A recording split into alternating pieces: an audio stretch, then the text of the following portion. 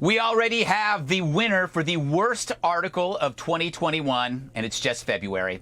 The LA Times piece is titled, "What Can You Do About the Trumpets Next Door," or Trumpites, by writer Virginia Heffernan. She begins, "The Trumpites next door to our pandemic getaway," she has a pandemic getaway, "just plowed our driveway without being asked and did a great job." So after this good deed, did she leave a thank you note? No. She called the neighbor a bigot. Regarding her neighbor's generosity, Heffernan quotes a TV skit. "When white people are alone, they give things to each other for free." Then she adds, "Hezbollah, the Shiite Islamist political party in Lebanon, also gives things away for free." But she's not done yet. She saved the Hitler reference for last, rekindling a memory from a French family who once told her that Nazis were polite too. So what kind of creep decides to publicly denigrate kind neighbors? Either a really bad person who puts tribal politics before human kindness, or a fantasist.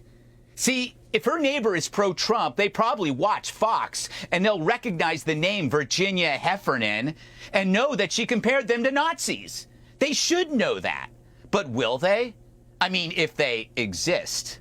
Really, what writer takes that chance to attack a next-door neighbor, knowing they're vile Trump supporters and knowing that they could find out?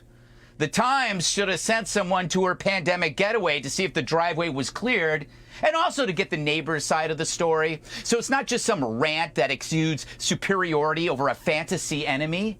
The editors should give this snowplower a chance to respond, or maybe admit they blew it and let a tall tale get by them because they wanted it to be true. So in sum, a person who makes up this story is bad. But if the story is true, it kind of makes her worse. Either way, hand her the shovel and let her dig out of this on her own.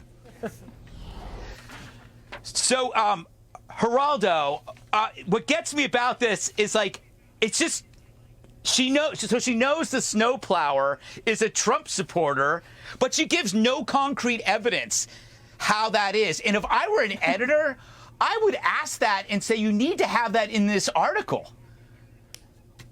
Well, I'm not sure now. Are you saying that she made up the article, or are you saying that she's just a bad reporter? I don't know.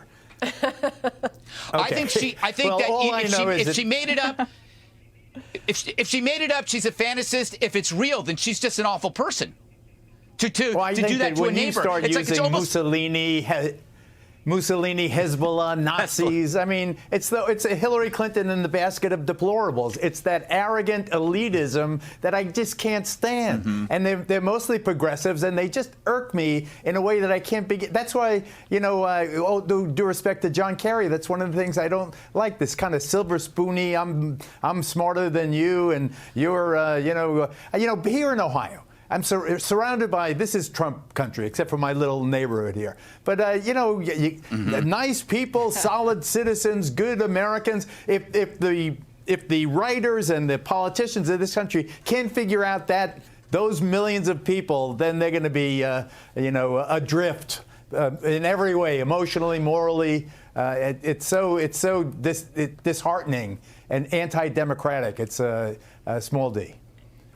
Back to you. You know what Geraldo just nailed, Katie, is that this idea, this division is kind of a media contrivance that I live in a neighborhood where there are liberals on both sides of me, and we get along great. Mm-hmm. And everybody in the neighborhood, everybody's fine, everybody respects. So to me, this thing is something that is percolating in her head, and it's like, oh my God, they're at each other's throats, blah, blah, blah, blah, blah. Like, no, actually, we're normal human beings. We don't look at people like they're political animals. So if this is true, the story that she wrote, she also says that she won the battle of lawn signs early on, right? So I imagine this is the kind of woman who has a hate doesn't live here sign right next to her dump Trump sign. So there's like conflicting statements about that. But there's good news for everybody. Mm-hmm. You no longer have to plow your neighbor's driveway. Just like assume they're going to hate you for your politics because they're political. So we just got everybody out of doing plowing. Like, good for her. You just got everyone out of plowing your neighbor's driveway. Just put a Trump sticker on your snowplow, and then no one will ask you to do anything. There you go. So, Jesse, I'm still like, okay, if she just wrote this piece for the LA Times, she assumed that her neighbors don't know, her next door neighbor doesn't know that she's a writer, will not know that she's calling him a bigot, or does he not exist? I'm trying to figure this out in real time. Well, I would let Jeffrey Dahmer plow my driveway, Greg. I mean, shoveling snow is back-breaking kind of work. I can't relate to this woman at all, and it's mostly because the media has not brainwashed me into believing that my political opponent is a Nazi. Yes, if you believe Trump is a genocidal dictator and all of his supporters need to be brought up on war crimes, you're going to have a moral dilemma when they come over to shovel your driveway. But most of the people that voted for Trump voted for him because he wasn't crooked Hillary. Also because he was a celebrity businessman who put America first, but also he wasn't crooked Hillary. And wait till they find out, this woman, that a lot of these Trump supporters are also in the military, in the police departments, and in the fire departments. And that she actually needs Trump supporters more than Trump supporters need her. I can't believe I also, Greg, started thinking to myself in real time, like, are we missing something, or is there a backstory here? Had something happened in the past? Did she have a particular way that she shoveled? And by the way, Jesse, not backbreaking when you're using a snowplow, which I think he did. Chairman of the Georgia Republican Party, I think this is... No, but she didn't have a plow. This is an important tweet from the chairman of the Georgia Republican Party. This is a fascinating insight into how many on the left think the writer cannot fathom good in people with whom she disagrees politically. I mean, on a serious note, I think it's really important point that these calls for unity are out there. Let's all commit to them on both sides. The country needs to come together. Yeah, the thing is, though, that article was based on a call to unity.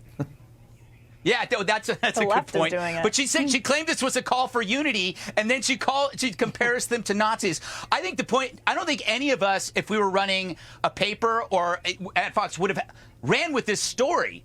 I would have to check it out first. I don't believe it. Or maybe I do believe it because she could be that awful.